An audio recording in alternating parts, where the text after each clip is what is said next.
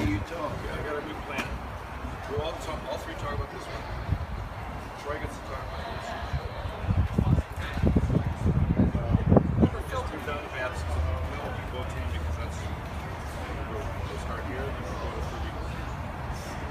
We'll just follow your lead. And then we'll let Mike talk about his sport. Because I tell you those pictures up on the screen last night did not do any of them.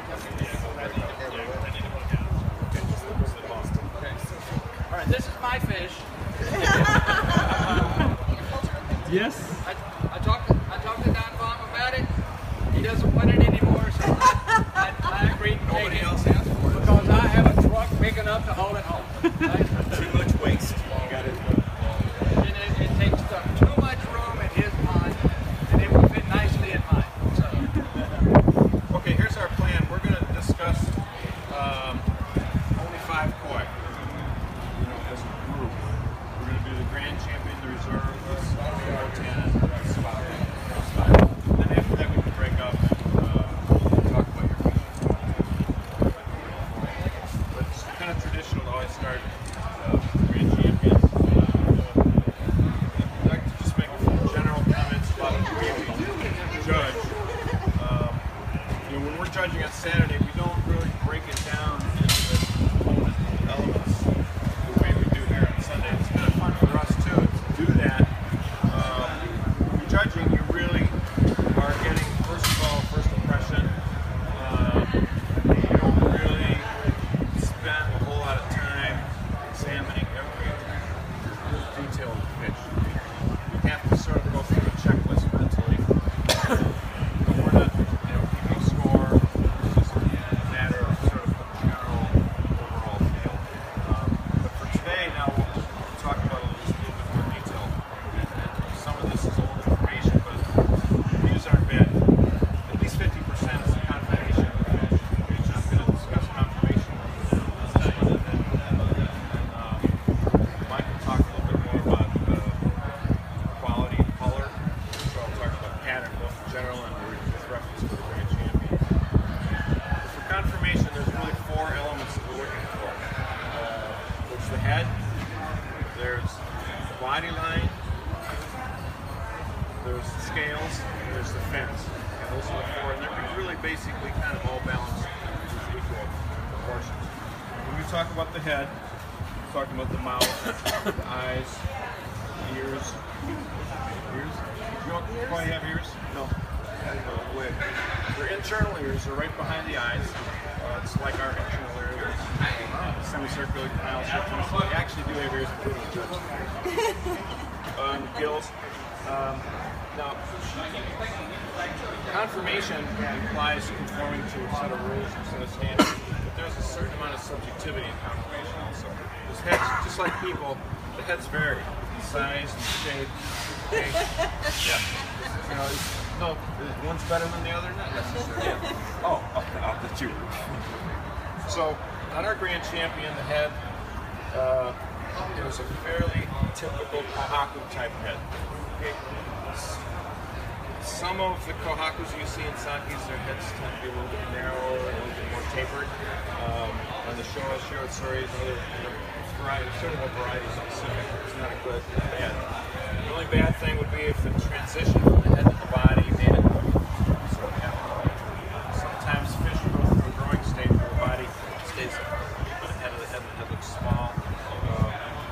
Generally, the portion between the eyes and the nose is like an equilateral triangle. So within a range, it could be too long or too short. We can check on that. Eyes, obviously, want to be.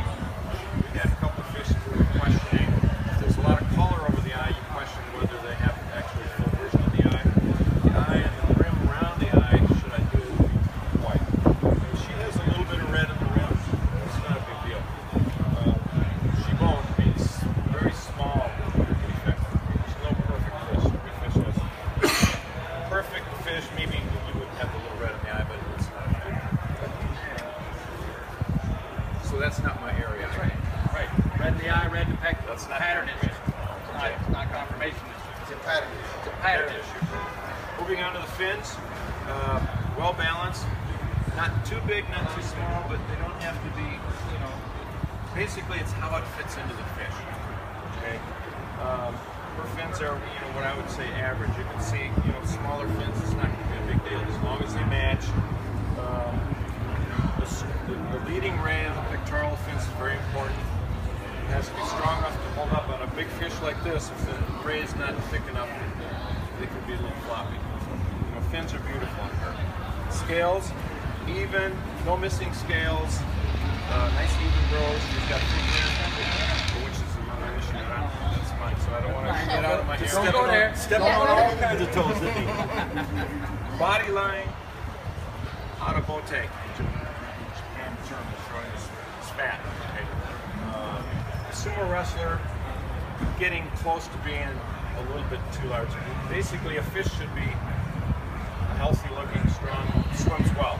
Okay? If it looks like it's so big that it can't swim, then you got to start questioning this. To me, this is about as good as it gets. Swimmers, kind of, broad shoulders, tapered, beautiful. It's about as good as you can get. I have a question. That's perfect, but how much attention you guys pay on the pecs, especially because the shape of the pecs, not not proportion, but some pecs are like a little going slanted backwards a little bit, and then we do look carefully. I understand that it's no good, but how much of it no good? Maybe a little more than Depends on how much. particularly if it looks like they will trim. If they make it Sometimes it's natural, sometimes not as good. Sometimes the leading ray gets broken, Yeah. and then that part comes so it actually goes back. And when it does that, it's a confirmation issue. You mark down on confirmation, but we're still looking at the overall. The overall fish. Overall fish. Yeah. Right. So you lose some point. While we don't necessarily do the point system in AKJA, we still mentally, In your mind. mentally you say, okay, confirmation is a little less than this one, but this has. Can I go into my word? Segue right into because then we go into the quality of the fish. This fish, you would mark it down a little bit on confirmation, those fish that have the pecs, but then you would look, and let's say we would come to this fish, we look at it and go, oh, quality on this fish is great. We're going to look at the skin, and looking at the skin, one of the things that you wanted, as Brian said, you want to look at the flukerin. The flukerin is the skin that comes up over the scale, and it gives nice flukerin, then gives it a really nice luster. When it comes up, the flukerin actually shine almost. Time. Why And we've been doing that all weekend. Why so is it that some large fish get flukerin? The nice flukerin, and it's so nice that sometimes on the flukerin, it's really only visible in the white, okay? I mean, but on this one, you can see it all over. You can see it all over. It's wrapped up there really nice. The other thing you want to look at is the color. And we're looking at the depth of the color. We talk about hard benny, soft benny on there. So hard benny we're not talking about the color. When we're talking about hard and soft, we're talking about the elasticity of the color and how long do we think it's going to last. Okay, because once it starts getting hard, okay, think about peanut butter, right? When you're making peanut butter, what happens? When it's nice and when it's still warm and soft and it's pliable, right? You can stretch it, you can make more, you can do whatever. It's still just thick. But once it gets colder and starts to cool, it gets hard. And then what happens? You break. That's what happens to benny. It starts breaking up. And a lot of times where you'll start to see it around the edges, you'll start to see white around the scales. White starts leaking in around the scales and it starts getting thin and it starts breaking up. Okay? So, but on this one, this is perfect color. We look at the head to the tail and try to find uniformity in color. Now the head is always going to be just a little darker shade because there's no scales to block it. Okay?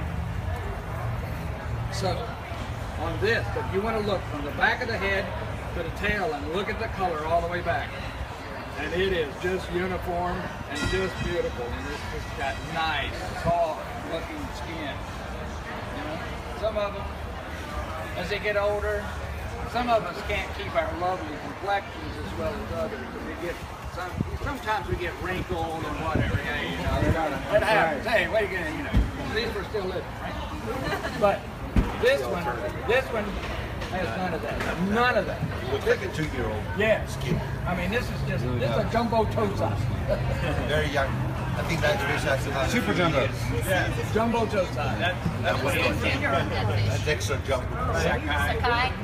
So the most in the Japanese judging, confirmation is worth the most points. The next set of points, the next level down is color and quality. The next set of points down, and it's a little less, is pattern.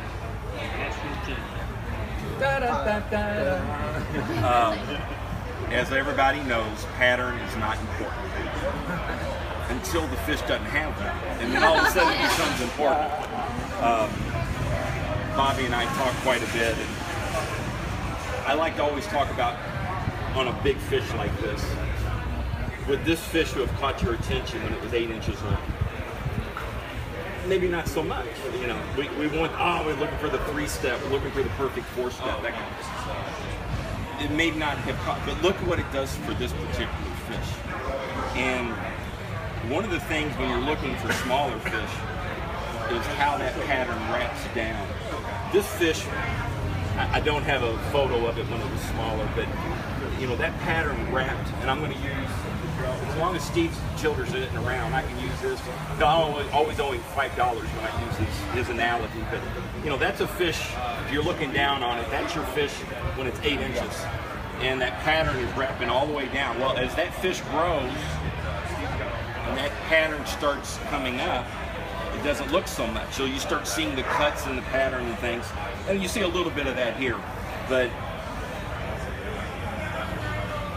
it's got to have a pattern, but don't get caught up on, it's got to have, you know, a step pattern. This pattern fits with this fish absolutely gorgeous. Earlier, when Brian stepped on my toes about the Benny on the eyelids, and we've seen where the entire eye is red. In this particular case, I guess we need to focus more on this and then the other. That is hardly anything. There were 5 of us drooling around this tank yesterday. The eyelids were not brought up one time. What if you had red on one eye and not on the other eye? Then would it be more of an issue? It would be more of an It's still issue, nothing. and it would not have probably been brought up because it's seeing the whole core, you know, the complete package. But the pattern fits this fish perfectly. It's not a complex pattern, and again, that's where we will overlook fish when they're small, when we're normally buying them, and look what we would miss out on.